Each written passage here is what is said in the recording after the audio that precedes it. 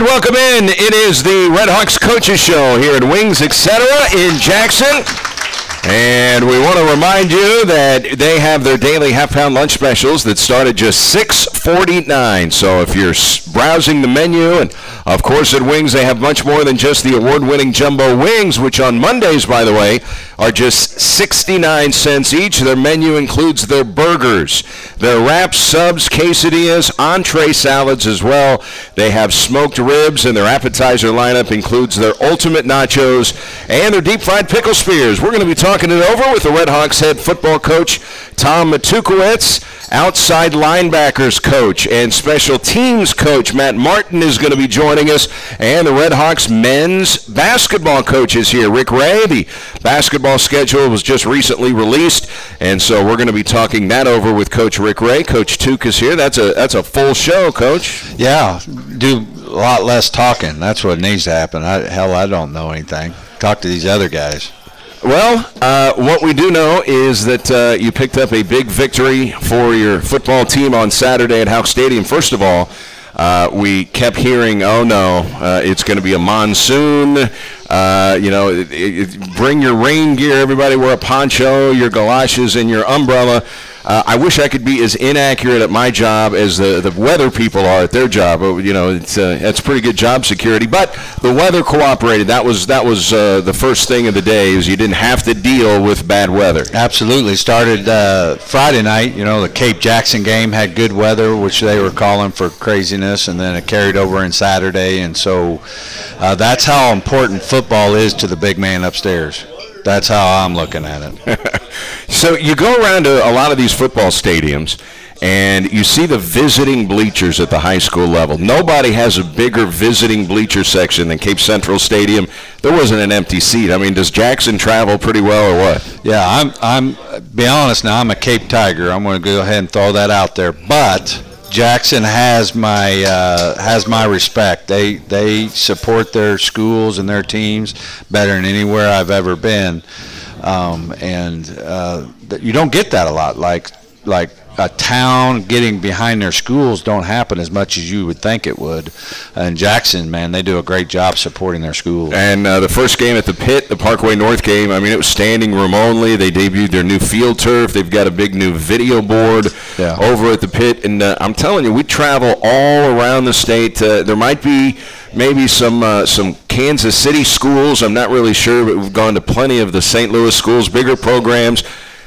Jackson's got to be top 5 in home attendance in the entire state of Missouri. That's not an exaggeration. Yeah, I hope all of the Cape High School football players understand just how much they're supported, and they do a great job. And Dr. Link's done a good job, superintendent there, of really investing in their facilities and making sure that their students have first-class facilities. It was a fun time Friday, even as fun on Saturday. And the final score in this game, Coach, 40-21, and it was a case of back and forth football. I mean, anybody that wasn't there, that was a really good game, football game, and it really mirrored a lot of the games that you have played since you've been the head coach here. A one-touchdown game going into the fourth quarter, and this time you pulled away in the fourth quarter. But you've been in that game a lot since you've been the head coach, haven't you? Yeah, a lot of lead changes, a lot of, there's fourth down drama. There was the block punt. There was just, that was a fun game if you were watching. If you were coaching it, it really wasn't. Nerve-wracking game. Exactly. That part was awesome. And then ultimately, at the end of the day, you appreciate the space we made at the end. Not only being able to have the energy left to get it on in the fourth quarter like that, but to separate and finally make those big plays we've been looking for, and defensively turn them over a couple times in the fourth. So something else, if you just look at the total numbers, the total yards for Dayton in the game, 495. I know you're less concerned about that than how many points did the opposition put on the board. They scored 21 points. Last year in the OVC, giving up 21 points was third best in the conference. 2 years ago, it was second best in the conference. If you hold opponents to around 21 points, you're going to win a few football games. Yep.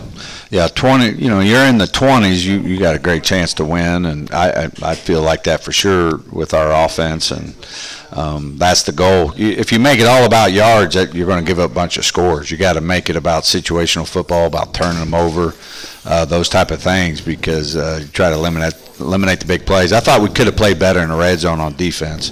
We certainly could have played red zone better on offense. We had to settle for some field goals early on, but that's what wins. You know, last time I checked is you got more than them. And it was the special teams that got you going.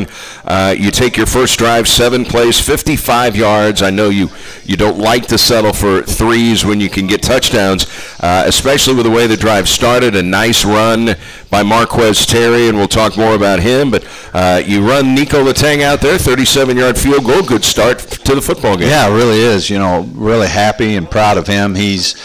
I believe he was either the or special teams player of the week in the whole conference, and perfect on his PATs. He did some kickoff work for us, and just really happy that he's playing his senior year, playing his best ball in his senior year. So they get on the board following your field goal, a 10-play, 85-yard drive, and it was the quarterback, the freshman Jack Cook, that made a scramble. You had said before the football game he's a Johnny Manziel type, meaning if the play breaks down, if the receivers are covered, he can get out and make a play with his legs, and he made a play here, touchdown run. Yeah, we knew that going in, and hats off to those guys and that kid. I thought he played well for a young guy, and I think he's got a bright future. And we talked a lot about the ball security issues. Sometimes when you do things like that, you put the ball in jeopardy, and we kept harping on it on the sidelines, like, hey, get the ball out, and we ended up doing that. And then one of the scrambles, he threw the pick to seal the victory. So, that's Marcus Lucas. Yeah, Marcus Lucas, 2 interceptions in 2 games now. Yeah, and you love how he kneeled. People don't even look at that, but that tells you that he, to be great in situation, you got to be aware. Like, he knew exactly what that situation demanded. He picked it. A lot of guys just take off running because that's what you should do, but not when the game's over, right? Because then all of a sudden you fumble it and they got another shot. So just loved how we finished the game out. So it's a 7-3 football game. You put another little drive together, only the 13 plays, 52 yards. It took 6 minutes and 7 seconds, not a little drive. But you settled for a field goal there. What were your thoughts on that drive? And once again, Letang was perfect. Yeah, just same thing. It was, at that time, though, it started to, hey, we cannot be settling for field goals. It's one thing for the first drive, but then the second one, that's what got me a little worried on the sideline. And that's what good football teams do. They get you down there and make you kick field goals, and it's hard to win in college football kicking field goals. One thing I'll say about Dayton, Coach, really fundamentally sound team, good tackling team. I mean, and they would tackle low. How many times did somebody get tackled by the ankles, and they were just unable to break free? I mean, pretty sure-handed tackling defense, weren't they? Yeah, they're a good football team. We respect them a lot. They're coached well. All of those kids that go there are going there because they love football, high ACT, extremely smart, intelligent guys, and so they're not going to blow a coverage or something like that, and you got to go beat them. You can't, make mistakes and keep them in the game. I mean, most of them are mechanical and electrical engineering majors. I mean, these guys, some of the majors of these guys, I mean, they are really intelligent guys and most of them, they say non-scholarship. Most of those guys are on academic scholarships. Sure, yeah, they're still not paying for school. It doesn't matter how it happens, but, yeah, I'm glad we didn't swap transcripts at halftime. So then you have an opportunity to take your first lead of the football game, and that comes in the second quarter right before halftime. A 9-yard touchdown run by Daniel Santa Catarina, who was cleared earlier in the week after the concussion at Arkansas State, and a play it looked like it was a design pass, and he saw an avenue to the end zone and improvised. Yeah, just while I'm thinking about it, just really want to give credit to our training staff and Ben Fox. These guys don't get enough credit. That was there was a lot of stuff going on in that whole thing, and him and his staff just took great care of Daniel. And I know I talk to his parents every day, and his parents just are so thankful for the care that we gave Daniel. You know, he missed 2 practices, you know, too. So, you know, he graded himself a C+. Did you see, because of the lack of practice, because we were talking about that in the press box, that maybe he was a little bit rusty? It seemed like when he missed with some of his throws early, they were down. They were low throws. Did you see a little rust from not practicing that week? Yeah, and I think he would say that. I think it was, there's a reason we practice. If you didn't have to practice and still play well, we would do that because you don't want to get injured in practice, you know. But so I think, you know, we're still learning. He's still learning. He's still in the offense, you know. But that's the threat, because he can sling it around the yard now. But for him to be able to scramble, because it was that one and the huge 4th and 7, yeah, right? That if we wouldn't have converted on 4th and 7, I'd have been on the front page of the paper with a clown mask and people making fun of me. I mean, it was, you know, at that point, I was like, hey, if we settle for a field goal, we're going to lose this game. Like two red zone drives or 3 red zone drives would end up in field goals. I was like, we'll lose it. We have to. Plus, that's the kind of trust that Santa and his teammates on offense I have right now. Like, I felt okay with that, you know. So that was a huge point of the game. I think that was in the 3rd quarter or whatever, but I jumped on you a little bit. Santa Catarina also would convert on a touchdown pass late in the 3rd quarter to put you on top by 6 to Christian Wilkerson, getting Christian involved. He had a couple of touchdown catches. Yeah, did a nice job, and you know, I think we need to continue to look to get the ball in his hands, because he is a playmaker, and that deep ball thing again. I think the one that you know, there's good coverage on it, but I still think he's good enough to get that. So their running back, and anybody that didn't know their running back, Tucker Yinger, this is a guy that is all conference. He's an academic All-American there. He's closing in on 3,000 career rushing yards a Dayton. He ran for 100 against you last year, put up 100 against you again this year. 34-yard run. Tucker puts them up 21-20, and that touchdown came in the opening minute of the 4th quarter. That guy could be playing for a lot of Division I schools, don't you think? Yeah, I mean, like I said, we have a lot of respect for them, and they've been able to rush the ball on everybody they play, including us, and so you got to tip your hat to them. One thing about their offensive line that you and I talked about also was the fact that they are smaller, but they're quicker, and they really use good leverage. I know you saw it last year. Did you see it on Saturday? Exact same thing. They were able to, you know, get out on us, and guys would lose gap and hook us a little bit, and they were able to get some run game into that. So, you know, it just is what it is, and so you know, even with that, I still feel like defensively we played a little better than our first game. So then you're down by 1, and then you're wondering, okay, here it is. When you go to the 4th quarter, everybody in the stadium sees everybody on the sideline holding up 4 fingers. That's it. 4th quarter, you want to win the 4th quarter. Despite what the final score was at Arkansas State was, you won the 4th quarter in that game, and you resoundingly won the 4th quarter here, Coach. So a minute into the 4th period, you're down a point, and then it is Santa Catarina finding Christian Wilkerson. That was the touchdown. It ended up being the game-winning margin. You would tack on 2 more, but again, Christian Wilkerson, the key play to put you on top. There's no doubt, and I'm going to use this opportunity to give a shout-out to our student equipment manager. You know, I lost my equipment manager right before the season. You know, got another job at San Jose, and it's great for him and his family, but, you know, I wasn't able to hire a replacement. So the season without a equipment manager, and so I have 18, 19-year-old kids. That 2-minute drive, our starting linebacker broke his helmet. Didn't miss a snap, though. We had a media timeout, and in 1 minute and 20 seconds, he fixed his face mask or his chin strap to get back out there. So, you know, no one knows all these things, but I got to use this time to just really thank all these people, because you think it's just coaching. It's not. I mean, there's just everybody has a role in winning and losing, and they don't get any of the credit. So I just want to make sure they know how much I appreciate them, because it's hard to do this without a equipment manager. I can tell you that. You know something else, the fact that the equipment manager is in charge of all of the headsets you see all the coaches wear and all of the radio signals. And I mean, anything can go wrong with that stuff. You got to test it all out. If there's any kind of a snafu, everybody's looking for the equipment manager. I mean, it's a pretty big job. Yeah, it's stressful.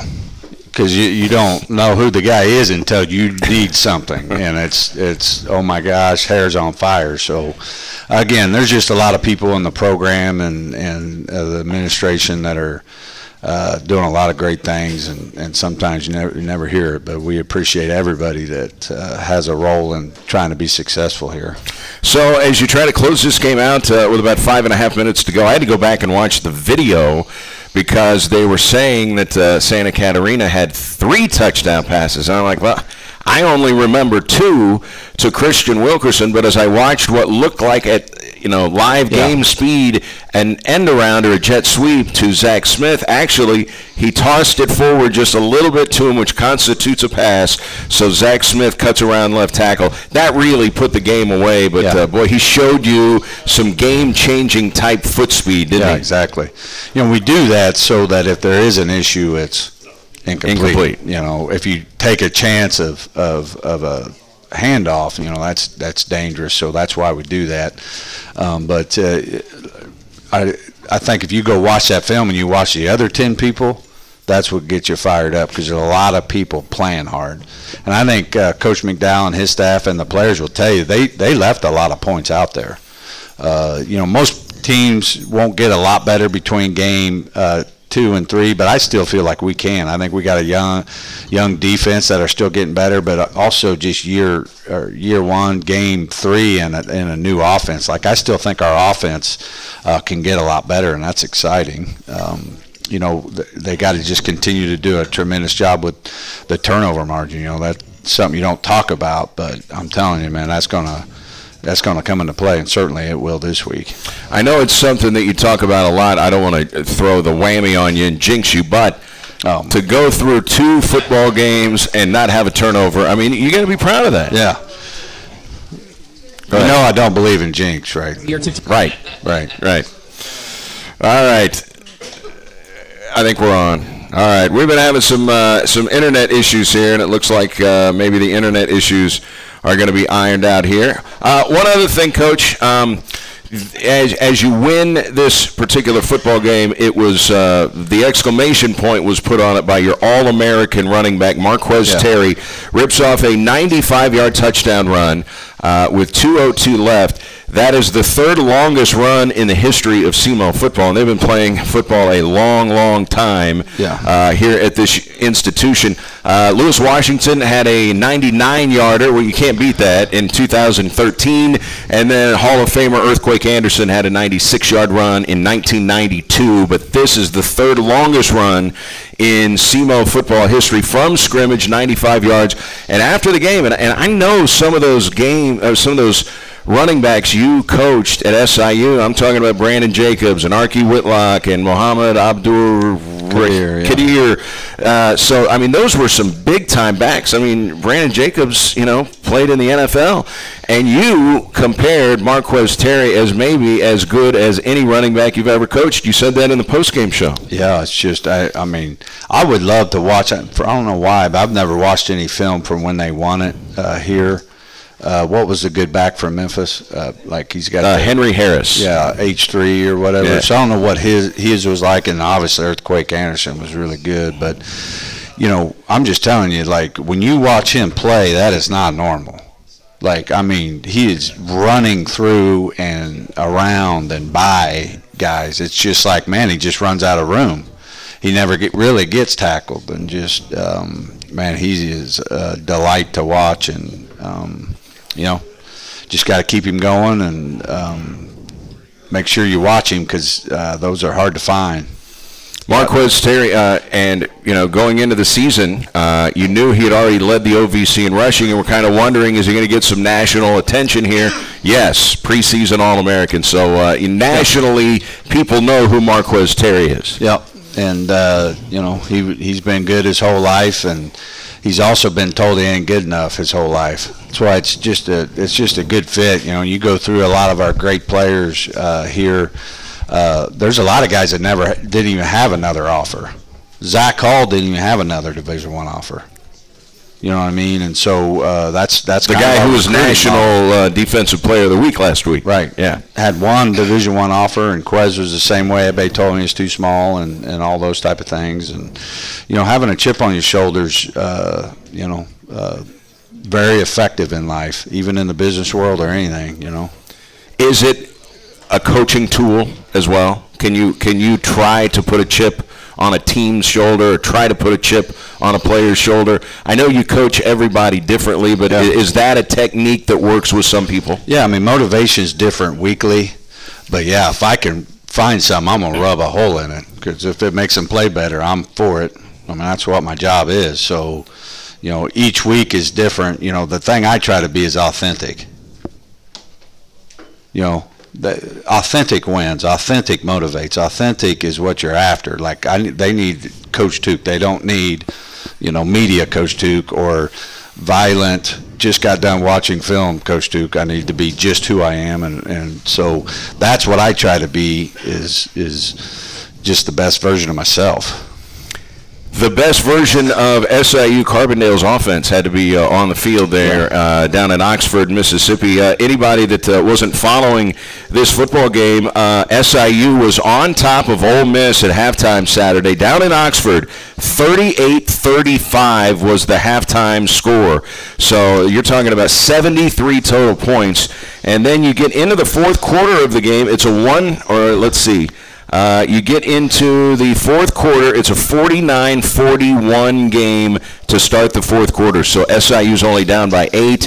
Then a couple of defensive scores for Ole Miss, and it ends up being 76-41 Ole Miss wins. But that's 100 points from SIU in 2 games. They beat Murray State 49-10 week 1. I mean, how big is this offense?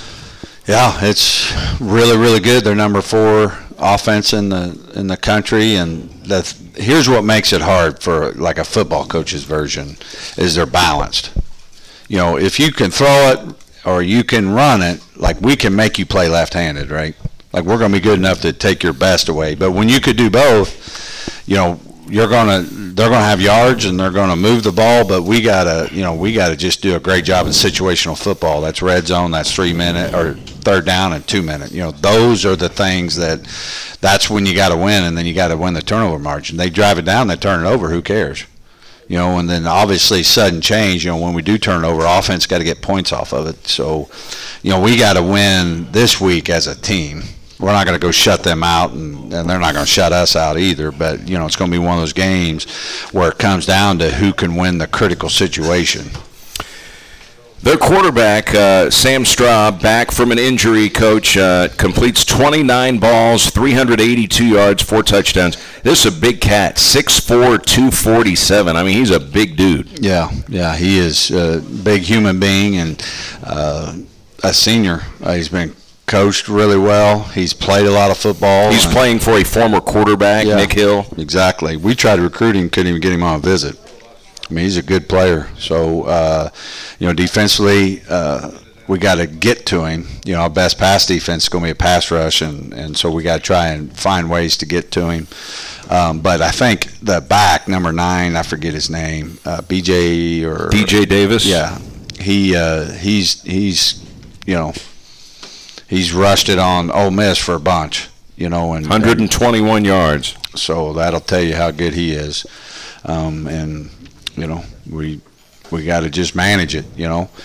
And that's get them into 3rd and 5, get them off the field in the red zone. When everything shrinks and now they don't have all the space, you got to make them kick field goals, and then you got to make plays when the ball's in the air or when the ball's in jeopardy. Somebody has bad ball security, we got to beat it out of them. I mean, that's basically the game plan. And for those who did not see it, your quarterback, Daniel Santa Catarina, was named the co-OVC Offensive Player of the Week, the OVC Newcomer of the Week, and then Nico Letang, your place kicker, who was, again, perfect in PATs, made both of his field goals, both from over 35 yards out. He was the co-OVC Specialist of the Week. So here we are early on in the season, and, you're starting to get some conference accolades here. Yeah, that's one of the reasons I wanted Coach Martin to come up. I think our specialists are doing a good job, and our special teams really are doing a good job, and he does such a good job. He's had a hard off season. He had to eat a poop sandwich of last year's special teams all off season. We all did. It was hard to watch, and I knew he was as frustrated as anybody, but he needs to come and enjoy this because he's done a really good job getting our guys better, and special teams, it really affected the play. I mean, it really did. You got to kick field goals. We made them. We blocked punts. We had good returns. Our punts going. And that's really going to come into play against SIU. And he's also involved with the linebackers as well. Absolutely. He's our outside linebacker coach and moved him from wideouts to outside linebacker and just appreciate his willingness to do whatever it takes to help the football team. If I told you before the season started that Jake Reynolds, here we would be going into the SIU game and he'd be the #1 punter in the Ohio Valley Conference, would you have taken that bet? The talent was always there. We didn't play him last year because he was young and he was like, it's like my children. Well, now he's a little more steady and so you can't be consistent punter if you don't have a consistent lifestyle, be able to manage your emotions and all these things. And I think he's starting to get in there, but he's always had that all-conference type talent with his leg. What's your history with Coach Martin before we have him on, Coach? Well, he's a Kansas guy, so obviously that makes him an unbelievable dude just in that right there only. He's a country farm kid that's been told he's been no good his whole life and went and played wide receiver at Emporia and had a great career and got into coaching. And one thing about him and our special teams is he always runs hot. So he thinks that I had to go over the coaching manual responsibilities because he thought he was the official coach. He thought he was coaching the officials every game. But no, he's actually good at it. So he helps us. He helps us.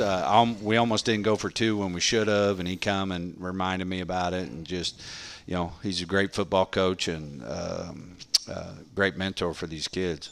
Was it Kobe Breyer? Who was your receiver there? It was right on your sideline. It looked like he may have drug his toe on a pass play on the sideline, and they waved it off and didn't look at it on replay. Did you think he was in bounds on that play? No. Okay. He was out of bounds. All right. Well, we're really high up. I was curious, but there was we looked at it. There was no replay. But, hey, thank God for replay. Yeah. Our best player. Targeting.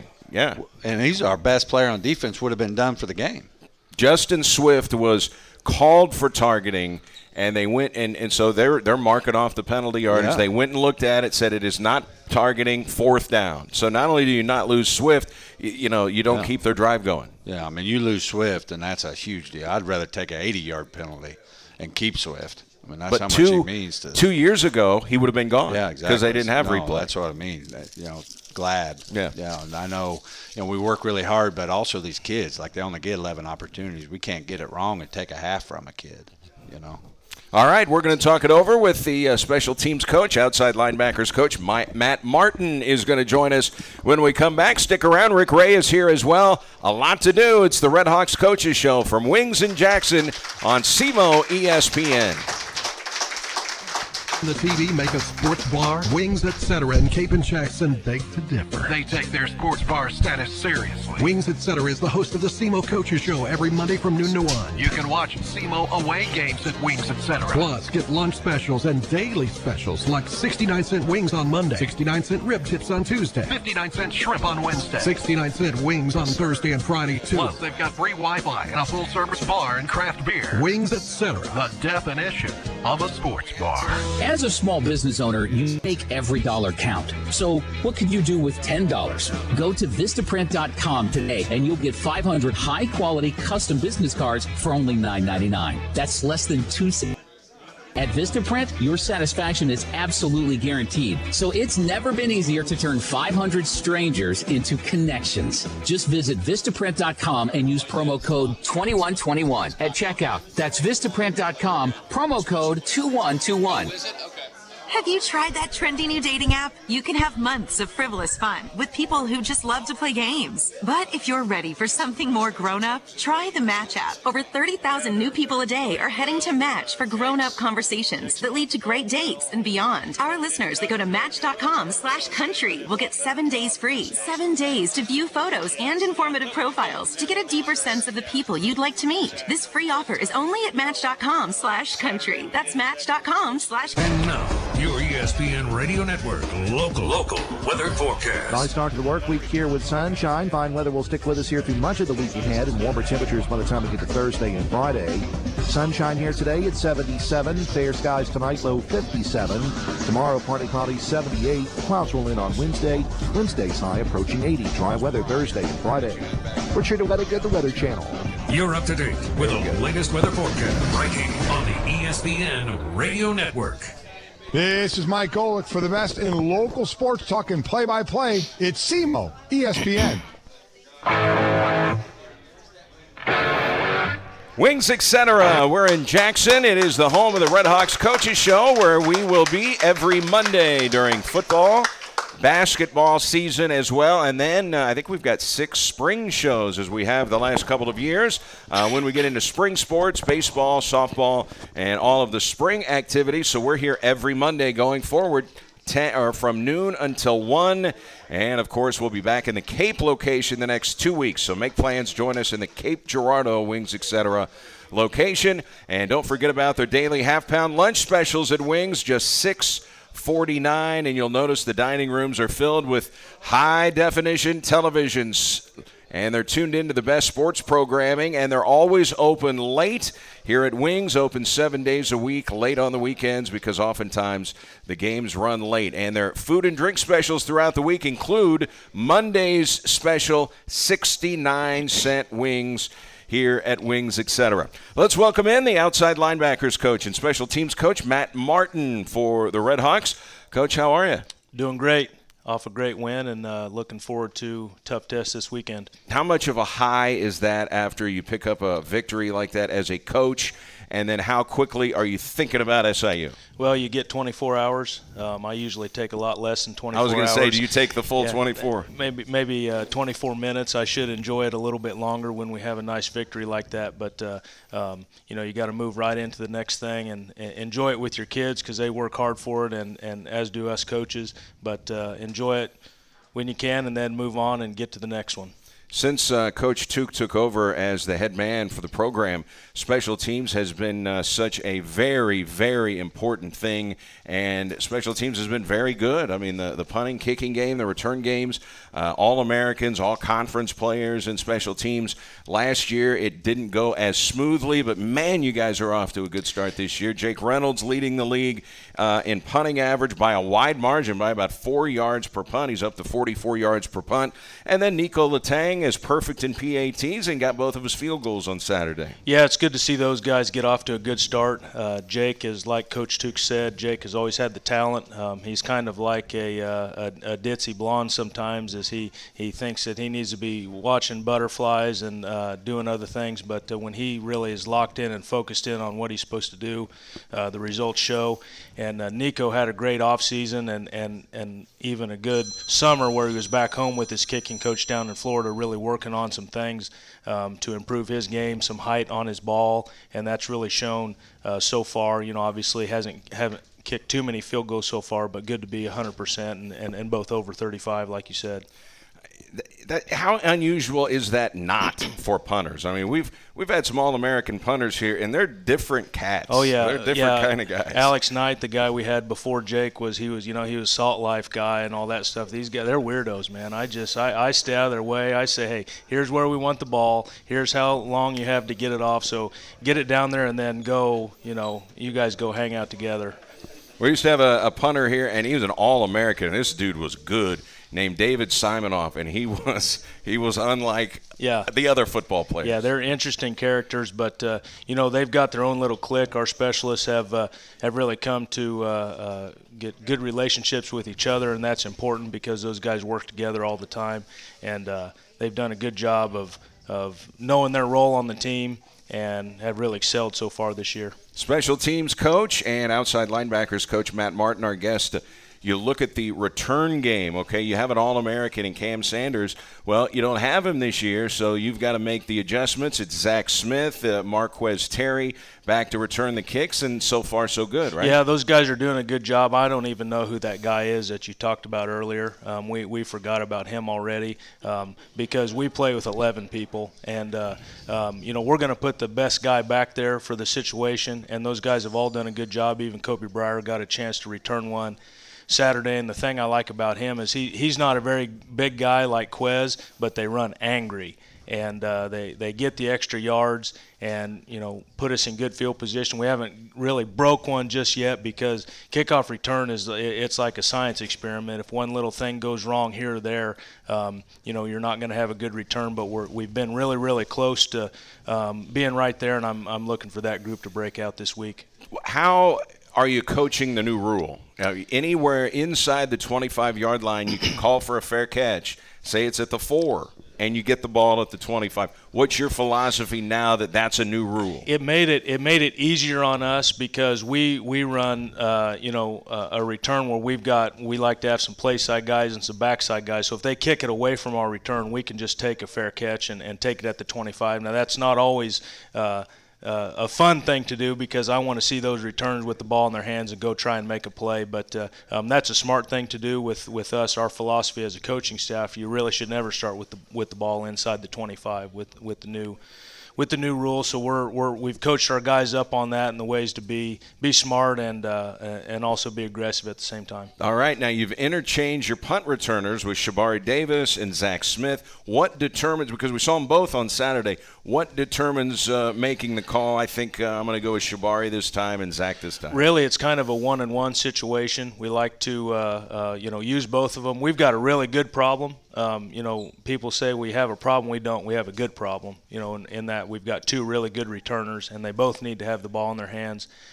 If it's a pooch situation where we're backed up and they're going to punt it down to our, towards our goal line, we like Zach in that situation, but not saying that he's not a good returner as well, because obviously you've seen him in the past have some big-time returns. But Shabari Davis, every time he touches the ball, obviously he had one big mistake last year against SIU where we had a turnover. But he also had a couple of good returns. Yeah, also had a couple of good returns, and let's not forget he had 3 returns for 87 yards against a Big 12 team last year at Kansas. So, he's a guy that when he's got the ball in his hands, some explosive things can happen, and I think we saw that again this Saturday. Being a Kansas native, I noticed you got that Kansas reference in there. Yeah, well, I'm kind of half Nebraska, though. My mom's side of the family's all from Nebraska, so, I bleed red, too. So how you feel about recruiting a quarterback that went to Lincoln and beat the Huskers last year? Well, yeah, I coach for SEMO, though, too, so we talk about the Red Hawks, too. But I talked to Daniel about that, too. He thought that was a pretty cool atmosphere to go in and play there. I think Kansas went on the road and broke that 48-game road losing streak. Finally got them. My house is crazy because my dad's a K-State guy, my brother's a KU guy, I'm a Nebraska guy, so it's crazy. So good to see them get a win, and you feel good for their coaching staff and everything. But 46 in a row, that'd be pretty hard to take. Man, that's tough. They went and beat Central Michigan, by the way. We played them a few years back. All right, your thoughts on this game in Carbondale? It's the first war for the wheel. The ship steering wheel is going to be up for grabs in this game. Interesting name for the game. Definitely say that. But we've been on it. Last night we put the Dayton game to bed, and then we started to evaluate SIU. Good opponent. Obviously put up a lot of points last week against Ole Miss. Did a nice job against Murray State. Almost look like two different game plans on offense. They've got a lot of good players, good athletes. We talked about the quarterback already being a big guy and a fifth-year senior. So he's like a coach out on the field for you. You like to have that as a coach. And then of course the running back they have is a pretty special kid, DJ Davis, a kid that can really go, and we got to get him on the ground and make sure and try and beat the ball at him because he's a smaller guy. And their guy, really, their top receiver going into the season, Darrell James, 5 catches, but the guy that really broke out was Raphael Leonard, 6 catches, including a 70-yarder, 117 receiving yards, and 2 scores. Sounds like that guy's a big play threat. He's a big play threat. He's an FAU transfer. Then he went to East Mississippi after that, and last chance U. He's one of those guys, but made it to SIU. Big kid, long arms. There's a lot of FBS programs that would like to have him out playing receiver. You're not going to face anybody that has bigger receivers than Arkansas State, though. Probably not, but he'd be out there for Arkansas State, and he'd fit in with all of them. He'd fit in with the Memphis receivers. He'd fit in with the Mizzou receivers. So just another big receiver that we're going to have to go face. And he did have one great play right before half against Ole Miss, where he stiff-armed a guy on the sideline and took it to the house. But we're going to go fist fight him on the 50, and we'll see what happens. See who comes away with the wheel. That's right. Saturday night at 6. Coach, great to have you on the show. Thanks so much. Best of luck in Carbondale on Saturday. Thank you very much. All right, that's Coach Matt Martin. And we're going to switch gears from football to basketball. Men's coach Rick Ray is here. The new schedule is out for the Red Hawks. We'll get his thoughts when we return. Wings, etc. in Jackson, home of the Coaches Show on SEMO ESPN.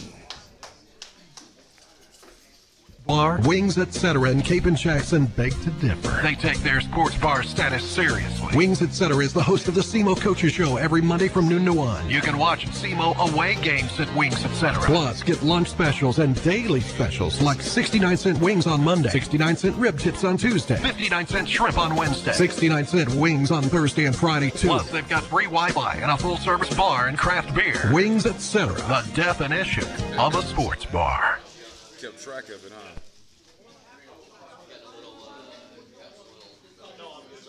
Coach of the year, offensive player of the year. And now, your ESPN Radio Sports. All the time. On SEMO ESPN, SEMOESPN.com, and with the SEMO ESPN app. All the time. All the time. KGIR, K. Gerardo. KMEL Malden.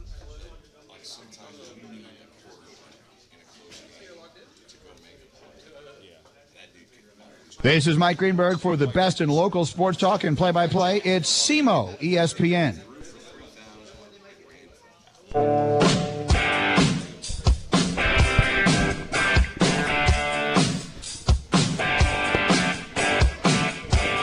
Welcome back to the Red Hawks Coaches Show from Wings, etc. in Jackson. Just a scheduling note, we will be in Cape Girardeau, the Wings, etc. in Cape, the next 2 weeks. So please make plans to join us then. And don't forget their daily half-pound lunch specials here at Wings start at just $6.49, and they've got a fantastic menu with burgers, wraps, subs, quesadillas, entree salads, much more. Their appetizer lineup includes their ultimate nachos, their deep-fried pickle spears, so make sure you check out the entire menu here at Wings, etc. We're going to switch gears, talk some basketball with the Red Hawks men's coach, Rick Ray. This is normally when not people are not thinking primarily basketball in the middle of football season, but the schedule was just released. What were your initial thoughts when you finally got that thing finalized? Because I know it takes a while to really get everything locked down on a basketball schedule. Yeah, well, we obviously got some guys on our team that are from not from the area, so we always want to make sure we try to get those guys back to their hometown and closer to that. So we'll get an opportunity to do that with Darius Brewer going to play at Mississippi Valley State, Skylar Hogan, who's from Florida, playing at Florida State. But then I like our home schedule as well, too, with Southern Illinois coming into our place, Western Illinois coming. So it's obviously a challenging schedule. Anytime you go play a team that's going to be ranked like a Florida State with all their length and size, you got to be prepared to go in there and make sure you make the right decisions on the offensive end because they're so good defensively. But like any year, you're going to have your challenges. But at the end of the day, what you want to do is try to get those guys prepared for tough OVC play by making sure you challenge those guys in the non-conference. And, boy, you're going to jump right into the fire because anybody that follows St. Louis University Billikens basketball, I think you could make a pretty solid argument that this is going to be the best team they've had since Rick Majerus was there. Yeah, they picked up 2 grad transfers late that really solidified their team as probably being the favorite in the A-10. They already were returning some guys who were really good in their program, and then they picked up a big-time commitment from Cartier Gordon, who's going to be a big-time player for them. And then, like I said, with the addition of the 2 grad transfers that'll give them some instant scoring and then also experience, they're going to be a really tough team for us to play. But it's a good opportunity for our guys to be prepared and kind of be a barometer of what we need to do and what we need to improve on after that first game. And that's as good a venue. Anybody that's not been to Chaffetz Arena, that's as nice a building as you will play in all year, game number 1. Yeah, I got a chance to go there a few times when Jim Cruz was the coach there. We go and we talk basketball. Anybody knows Coach Cruz, he's one of the best X and O coaches there is. So we would go there and talk basketball, and it was really it's really a great venue. If you look at it, it's built not too big and it's not too small, and it really looks like it's got a lot of good sight lines where it's not a bad seat in the house. Then you'll travel to Bradley, so you've got a couple of Missouri Valley schools on the schedule. Yeah, Bradley is such a well-coached team. I think that they've done a really good job of transforming that team. It used to be that they were more of a team that would get up into you and use their athleticism to beat you. And what Brad has done as far as is turning that team around to a skilled team. So now we've got to make sure that we're able to defend the three-point line. They've got great continuity. Anybody that watched Loyola Chicago play and that run that they had, Bradley's very similar as far as you can't make mistakes on ball screen defense because they'll kill you from the three-point line. Tell us about the tournament that you're involved in. It's not exactly Cancun as it was last year, but we're going to Mobile, Alabama. That's home of the University of South Alabama. The Jaguars, you're going to play Jacksonville, not Jacksonville State. This is Jacksonville University, UT Chattanooga, and then, of course, the Jaguars of South Alabama. Tell us about that, how it came to be, and it looks like you've got a day off in there, November 16th, 17th, and 19th for the games. Yeah, you're not the only person that's pointing out the fact that we're not going to Cancun. My wife has pointed that out on several occasions, and she keeps reminding me of that. So I think it's a good game for us because what we're doing is we're playing teams that are similar to us as far as being that mid-major team. But I'm really a proponent of making sure if we play 3 games in the tournament that we have a day off. I think it's really hard and taxing to ask your guys to play 3 competitive games in 3 straight days.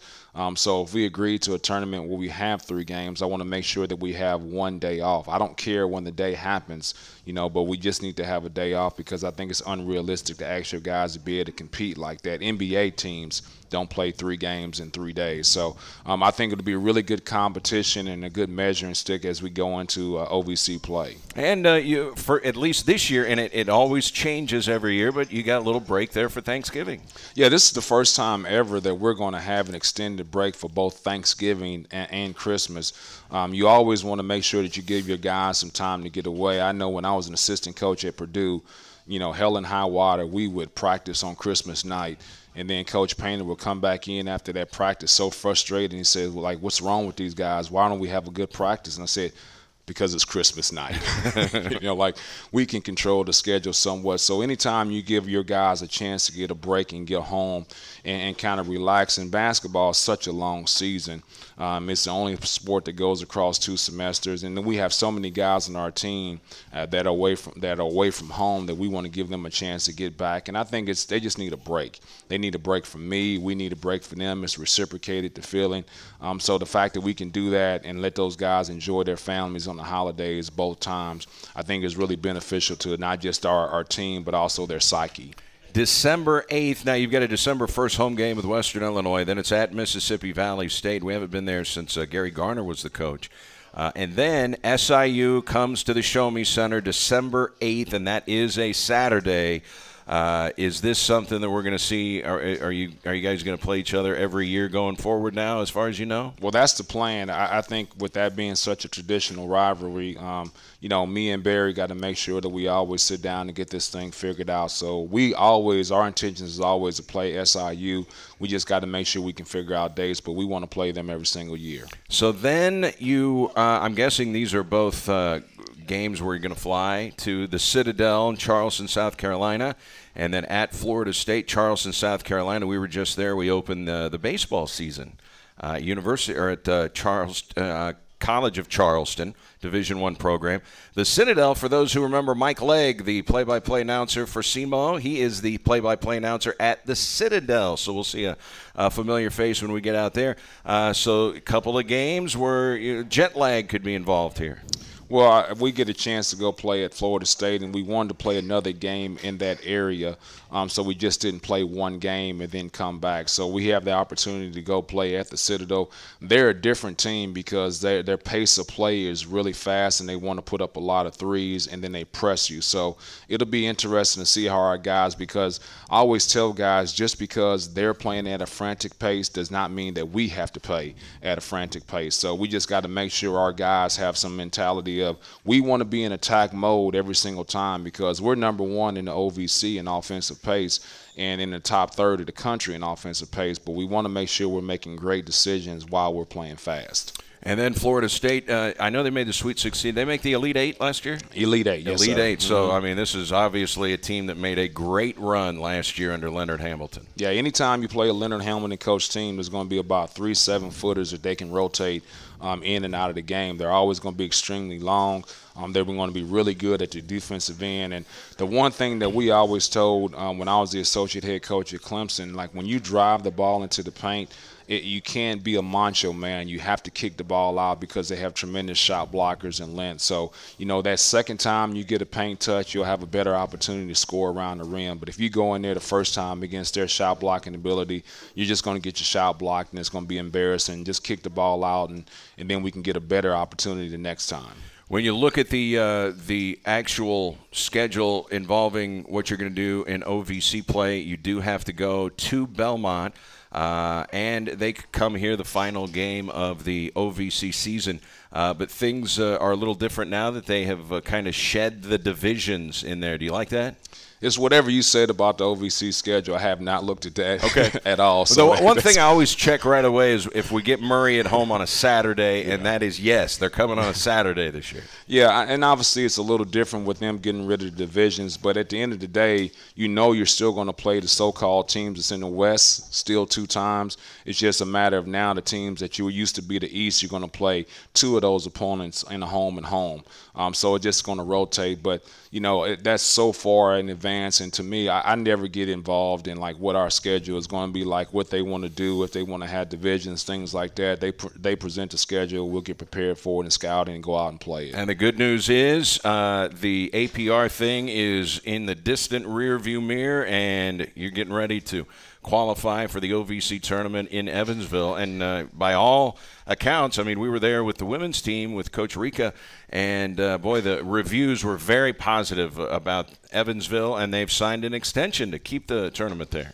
Yeah, I think Evansville is a great venue. We got a chance to play at Evansville.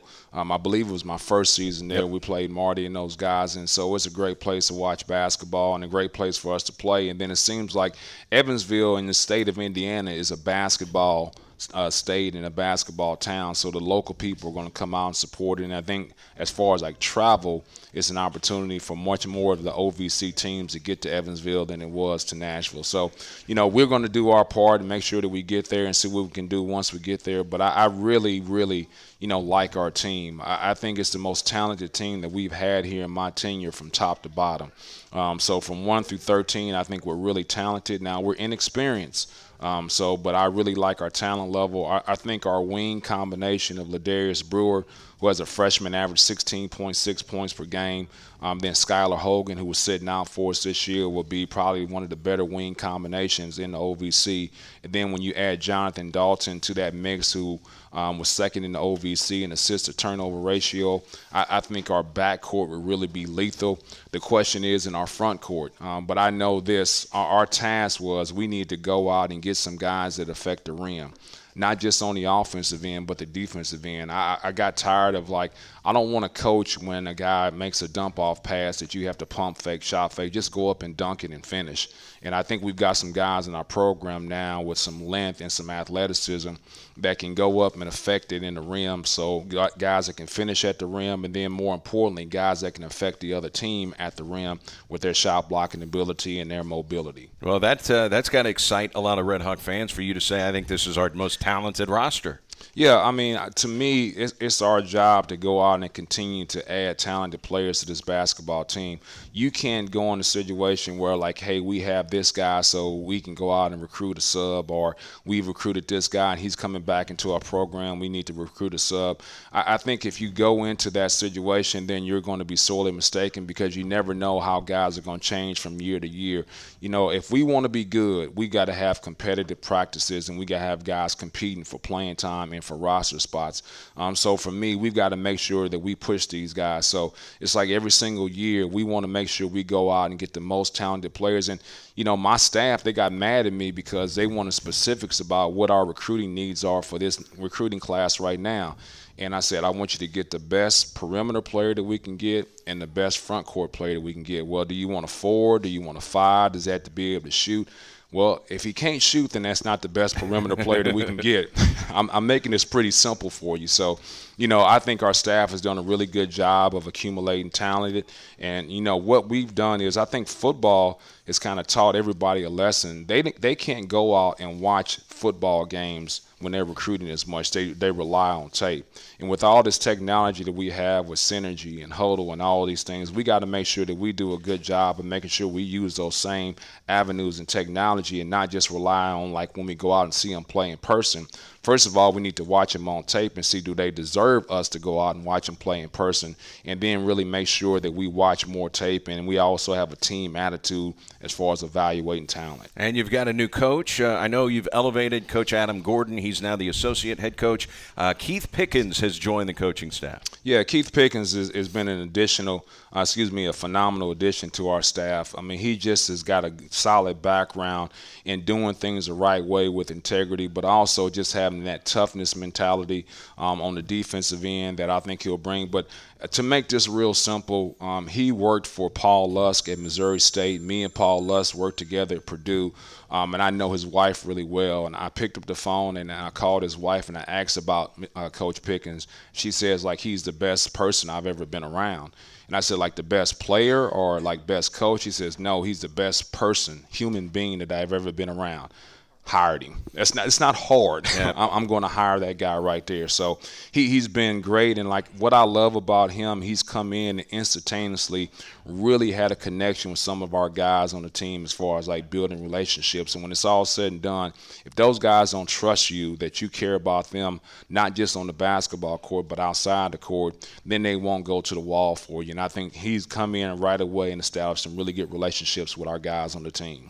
All right, no pressure, but obviously we got Red Hawk basketball fans in here. Matt Brucker, one of them, he's been saying 20 wins. No pressure, Coach, but Brucker's calling for 20 wins, just saying. Well, see, when you say things like that, I'm like, who is Matt Brucker? So I always get ignorant in those situations right there. But, you know, I'll say this again. Our talent from top to bottom, I think, is the best that we've ever had here. It's just now we're going to be relying on some guys that are inexperienced to come in and make contributions for us. But, you know, people talk about, well, he's just a freshman or he's never played Division I college basketball before, but I'll say he's on scholarship.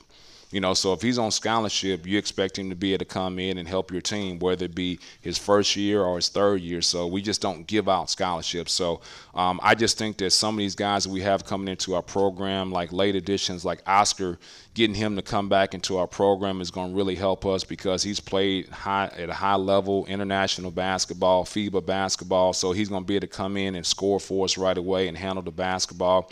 The late addition we have with Jordan Love, I think, gives us even more competition on the wing for guys to come in and play. And then, like, Sage has been phenomenal. I mean, he's just been phenomenal for us in this offseason, getting ready for his first basketball season. So his athleticism, his length, and just, like, I think this playing hard now has become a skill level. It used to be like that was a given. And so this new terminology, and I was actually talking to Coach Tuke about it, that basketball players, he's a two-way player. I hate that terminology. Like, you have to play two ways. It's basketball. Football, if you said this guy's a two-way player, then that's something special. That's different, right? Yeah. But basketball, you have to play offense and defense. So I guess he's this new thing called a two-way player. Well, we can't wait to see the two-way player. You can do it next month, believe it or not. The first exhibition game, October 27th. At the Show Me Center against Southwest Baptist. Opening night at $80 million Chaffetz Arena, November 6th. That's a Tuesday night against the St. Louis Billikens. Coach, it'll be here before we know it. Thanks so much for your time. We appreciate it. I know you're busy. Thanks for having me on. All right, that is basketball coach Rick Ray. That's going to do it. Thanks to Coach Tom Matukowicz and to Coach Matt Martin. Don't forget the kickoff at SIU is going to be at 6 o'clock at Saluki Stadium on Saturday night. We'll get you back to the Stephen A. Smith Show on ESPN Radio. We'll be in Cape Girardeau at the Wings next Monday for the Coaches Show. So long, everybody.